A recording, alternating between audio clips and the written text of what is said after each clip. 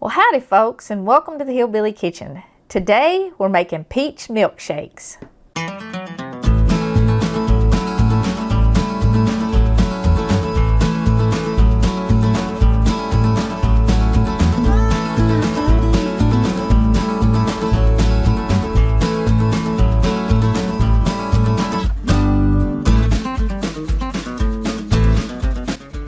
Now, I've got to work quick because everything has to be really cold. And that's kind of the key to making a good milkshake at home. I've chilled my blender cup. My fruit is chilled. I have 2 peaches, the size of all these sitting over here, in my blender.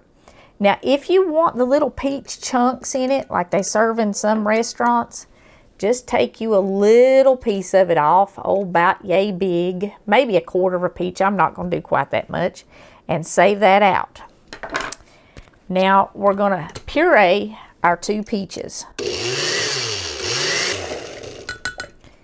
Okay, now I'm going to put in 1 pint of vanilla ice cream. And Alex and I had these with the 3-ingredient ice cream recipe that we did, and I'm going to link that in here because that's some really good ice cream.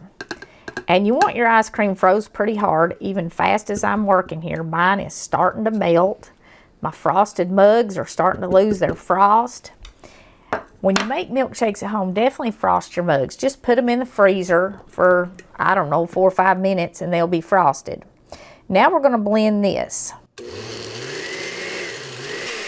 Okay. Now, here's some options. You can add just about a tablespoon of sugar. You don't have to add this. It will make it sweeter. It's just kind of what you like.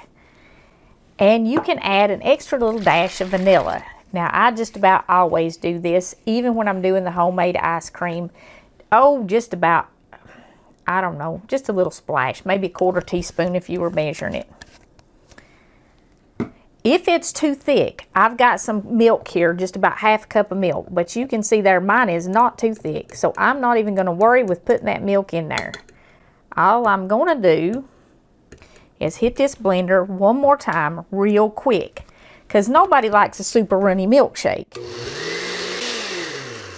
Now, if you don't have fresh peaches, you can certainly use frozen peaches for this. And if you did the frozen peaches, you would definitely need the milk, but I don't.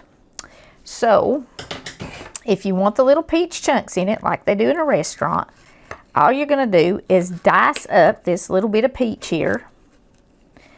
And you probably won't have this done before you blend your milkshakes. But you have to cut it in small enough pieces so that it will fit through a straw if you're going to be drinking them with a straw. And pretty much everybody drinks their milkshakes with a straw.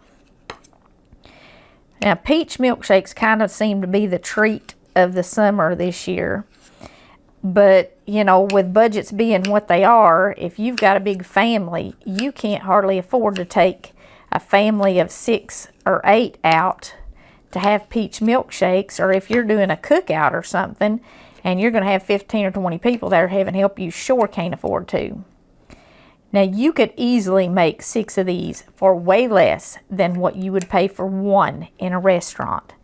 And the way things are right now, with everybody's budget being so tight, making desserts like this at home and special treats and saving that money is a good way to stretch your budget without everybody really having to sacrifice a whole lot. So anyway, you just stir those peach chunks up in there. And like I said, make sure your cups are cold, or your glasses. Whatever kind of glass you're using, and you don't have to have anything fancy. That'll help keep your milkshake cold. And then you just pour your milkshake in your glass. Oh, these are big glasses, bigger than I realized. You can use mugs, you can use glasses, just whatever you want. You can make them smaller, of course, for the kids. All right, now you can top it if you want to. Again, this is optional. You don't have to.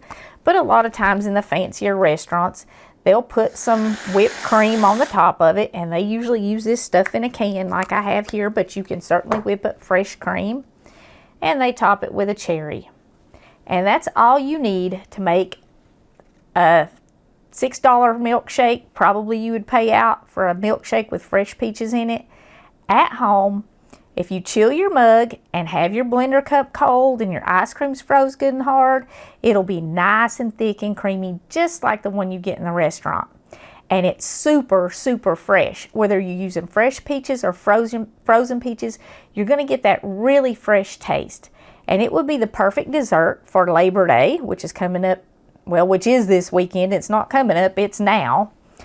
At your cookouts, it would be good for any summertime event.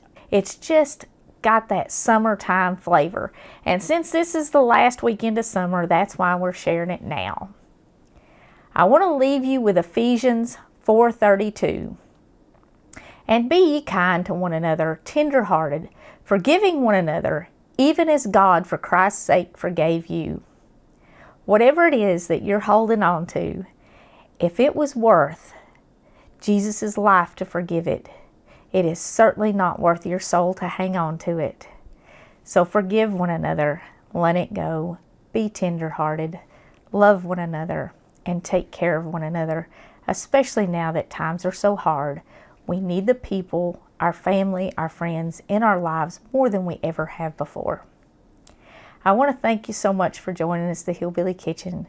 If you haven't already, please don't forget to click like and subscribe before you leave. Have a safe, fun Labor Day weekend. And until next time, remember to put God first.